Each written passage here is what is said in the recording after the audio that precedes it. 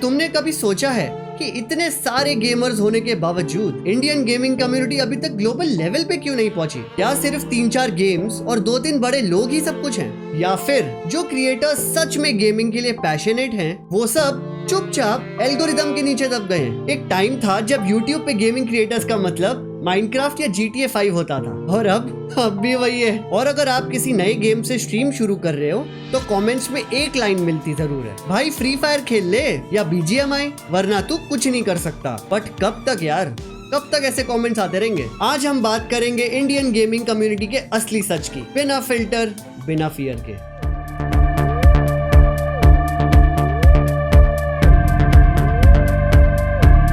तो इस वीडियो में हम 8 सेक्शंस में बात करेंगे ताकि ब्रेक डाउन करने में आसानी हो जाए और सारे टॉपिक्स कवर कर लें। सेक्शन 1, 3-4 गेम्स ने सिस्टम पकड़ रखा है। इंडिया में गेमिंग का बूम तो हुआ है, लेकिन सिर्फ कुछ लोगों के आसपास, वो भी कोविड के टाइम में। गेमिंग इंडस्ट्री ग्लोबली एक्सप्लोड हो रही है, बट यहाँ पे ऑडियंस तो है पर इकोसिस्टम नहीं। आज की गेमिंग सीन का रियलिटी ये है, सब कुछ सिर्फ 3-4 गेम्स के आसपास ही घूमते जा रहा है। BGMI खेल लो, फ्री फायर, माइनक्राफ्ट या GTA 5 एवरग्रीन है। अब जैसे कि एक नए गेम का ट्रेलर आता है तो सिर्फ कुछ ही लोग उस पे वीडियो बनाते हैं और बाकी गेमर्स GTA 5 में मॉड लगा रहे हैं वो लोग, वो भी शिनचैन वाली आवाज में, red gang versus blue gang.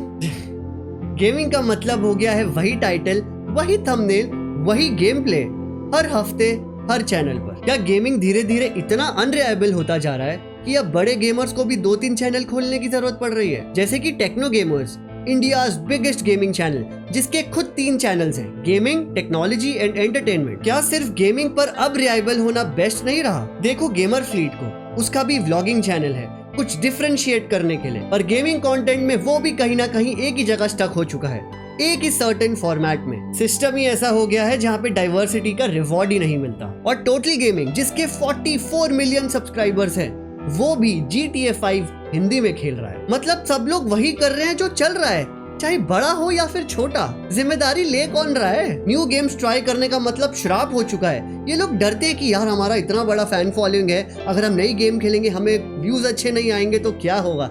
अरे खेलो तो सही यार। जो रियल गेमिंग की जनता होती है ना, वो आज नहीं तो कल ढूंढ ही लेती है। और यहाँ पे मैं एक और बड़े गेमर की बात करने वाला हूँ, जो है ट्रिगर्ड इंसान। He opens a new gaming channel ताकि डिफरेंट गेम्स खेल पाए, पर वॉचिंग और सपोर्ट मिली ही नहीं उस बंदे को। जस्ट इमेजिन, जिस बंदे के 30 मिलियन सब्सक्राइबर्स हैं, वो स्ट्रगल कर रहा है। Just imagine a newbie gamer. Section 2, toxic fan base.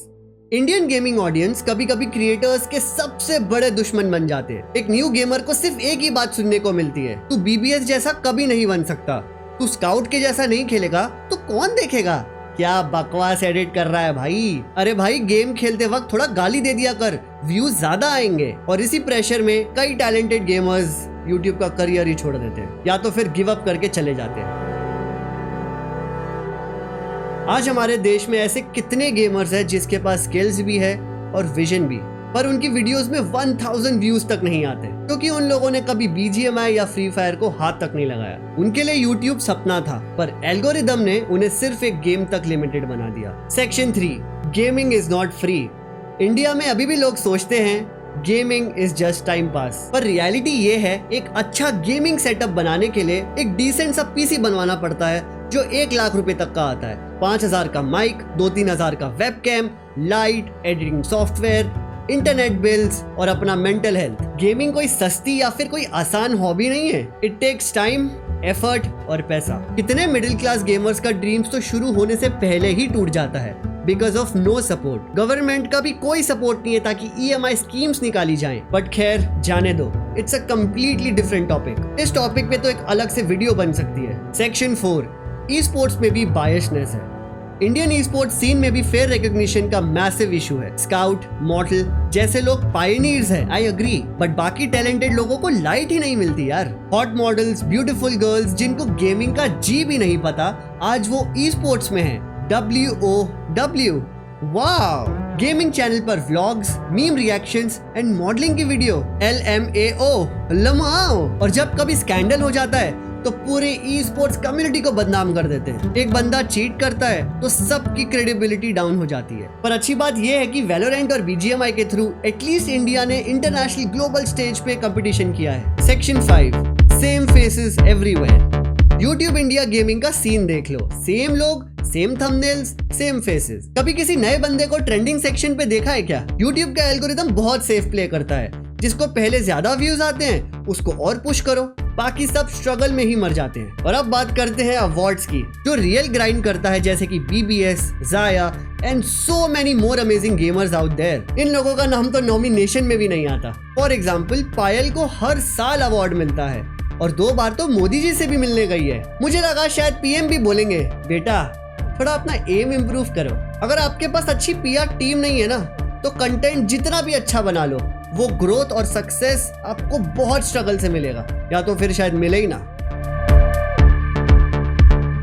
मैं उन लोगों के बिहाफ से बोल रहा हूं जो रात भर बैठ के गेम प्ले रिकॉर्ड करते हैं, सुबह स्कूल या जॉब जाते हैं, पर फिर भी उन लोगों की वीडियो में 300 व्यूज से ज्यादा आते ही नहीं। जो जेन्युइनली क्रिएटिव आइडियाज के साथ वीडियोस बनाते हैं, बट उनका चैनल कभी ग्रो होता ही नहीं है। बहुत सारे लोगों ने जाया एंड BBS पर वीडियोस बनाई है, पर मैं ऐसा होल देख रहा हूँ। There are more gamers out there, कहीं खो गए हैं ऐसी भीड़ में वो। अभी रिसेंटली जाया ने 500 के सब्सक्राइबर्स कंप्लीट किए हैं, which I personally loved it and I hope उसके 1 मिलियन जल्दी हिट हो जाए। मैं खुद एक गेमर हूँ, प्रॉपर सेटअप है, PS5, हाई एंड PC, सब कुछ, पर व्यूज मुझे भी सिर्फ 500 से 700 व्यूज ही आते हैं। ब्रो, 5 लाख का सेटअप लगाने के बाद भी मेरा गेमिंग चैनल ग्रो नहीं हो रहा। हाँ, वो बात अलग है कि मैं बीच बीच में थोड़ा सा इनएक्टिव हो जाता हूँ, लेकिन उन लोगों का क्या जो डेली स्ट्रीम्स या फिर अपलोड कर रहे हैं। और यहाँ तो मैं क्या ही कहूँ, इंडियन पेरेंट्स के लिए तो गेमिंग इज टाइम वेस्ट। सिर्फ ट्रेंडिंग और वायरल कंटेंट ही सब कुछ नहीं होता, creativity deserves respect to.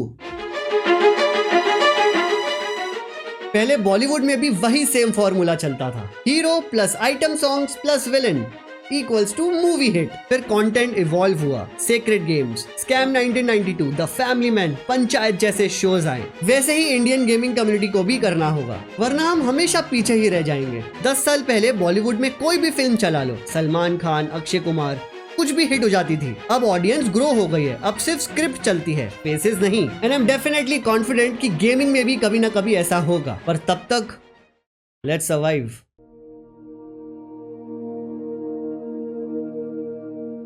Section 7, the backbone myth. बहुत लोगों से मैंने सुना है कि beast boy Shubh is the backbone of Indian gaming community. Respect है उसके लिए, बंदा बहुत रियल है और उसका कंटेंट भी ओजी है। सिर्फ उसे बैकबोन बनाना गलत होगा। एक प्रॉपर बैकबोन में होता है प्लेयर्स, कम्युनिटी, डेवलपर्स, ब्रांड्स और कभी कभी गवर्नमेंट का सपोर्ट। एक बैकबोन मल्टीपल बोन से बनती है जो एक दूसरे से जुड़ी होती है।